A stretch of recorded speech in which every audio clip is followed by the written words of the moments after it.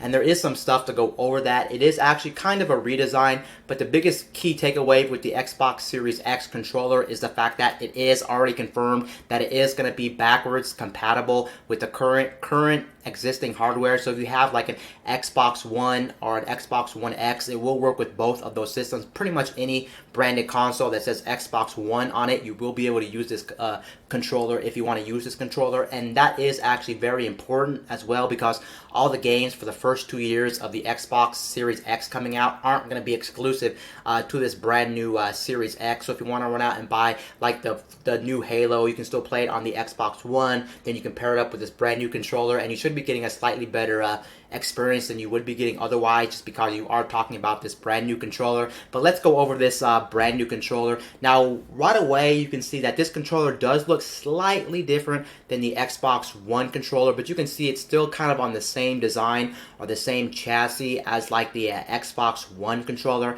Right there, you can see the grips look maybe a little bit more smaller, but they look definitely different on this controller. It looks like the layout of the controller is actually the same, but that makes sense. There's no reason to remap the buttons. Just keep everything in the same spot. It does look like you are going to be getting a brand new D-pad here with this D-pad, and this D-pad is actually very interesting, because if you look at it, it looks like it rocks back and forth, kind of like some other controllers. I think Microsoft already has some controllers with like a removable D-pad like that. I think like the Xbox Elite controllers have that, and some other limited edition controllers in the past actually had that D-pad. And Microsoft is very kind of like a company where I kind of question their D-pads over time. You guys remember the Xbox 360 D-pad was kind of it actually wasn't good at all, to be honest. It wasn't really it was more like it was a bad D-pad. And then you were talking about the Xbox One. The Xbox One had an okay D-pad, but it's always interesting. The first thing that people question is the D-pad, because a lot of times you're going to be playing some indie games that may be platformers, or maybe you're playing a 2D platformer of some case and you want a good D-pad. So I'm very curious to see how this D-pad is actually going to function in the long run. And then alongside that, it does look like they're actually giving you more buttons on this controller. If I go ahead and try to open the image and show you the image, you can see right here that it does look like there is an extra button on the actual controller in the middle. Let me go ahead and zoom in so you can see what I'm talking about. But yes, right there, it looks like there is a button right there under all the buttons. So you are getting one more button there. But overall, this controller really does look like it's pretty much the same thing as the Xbox One controller. It doesn't actually look too different at all. But then if we go back into the actual article, it does actually talk about how Microsoft is actually working to make this controller specifically more easier to pair with things like Android and iOS, because now those platforms do support controllers natively with their operating systems if you're on the latest Android or iOS operating system. So that's actually very interesting, because let's face it, when you buy a controller like this, you want to use it on multiple devices. You don't want to be stuck on just your Xbox. So it is nice to be able to plug it into things like your PC, your Android and iOS device, and it looks like the pairing process is going to be extremely easy. But one of the biggest key differences with this controller, if you look down here, which is actually a pretty big improvement, I guess, over the current Xbox One controller, is the fact that they are really working on a low latency controller. It's not like the controllers in the past, especially like current gen controllers, the Xbox One controller. It's not like that controller is actually a bad controller and you feel the latency when you play. Most likely you'll never feel latency when you play, but it is nice they're even trying to make the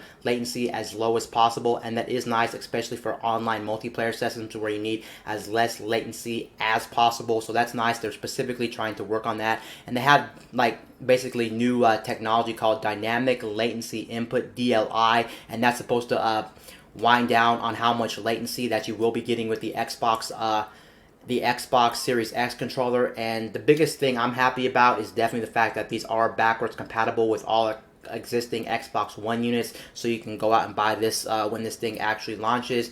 And then there is, I think, another feature about this I wanted to say. The other nice thing about this controller is the fact that for the first time outside of the Elite controllers, because I think the newest Elite controller actually supports this, but it's going to have a rechargeable battery right out the gate. I don't think they're going to be using 100% confirmed. I do believe they're not going to be using batteries anymore, because you guys know batteries are just literally a pain in the ass. I do not like batteries. I don't like the fact that you have to keep switching them, and they're just a pain in the ass, and I'm actually glad that they're omitting it this time around. So just like the last Xbox Elite controller 2, they're going to be putting batteries in here. And to top off that, a little nice thing is, alongside the battery, they are actually going to be giving you USB Type-C, which you guys know USB Type-C is the standard now. Everything uses USB Type-C, so it is nice. You're not going to be talking about micro USB, and I'm honestly not a big fan of micro USB, because micro USB, when you put in micro USB, sometimes micro USB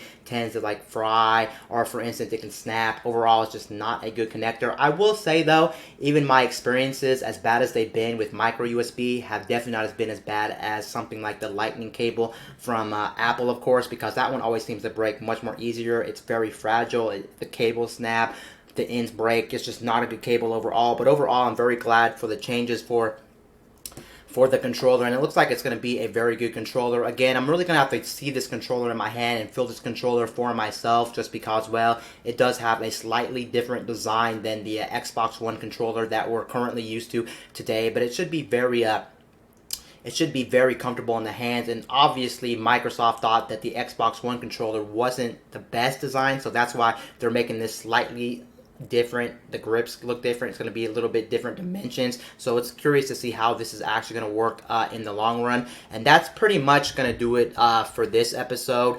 Anyway, guys, this is Wayne.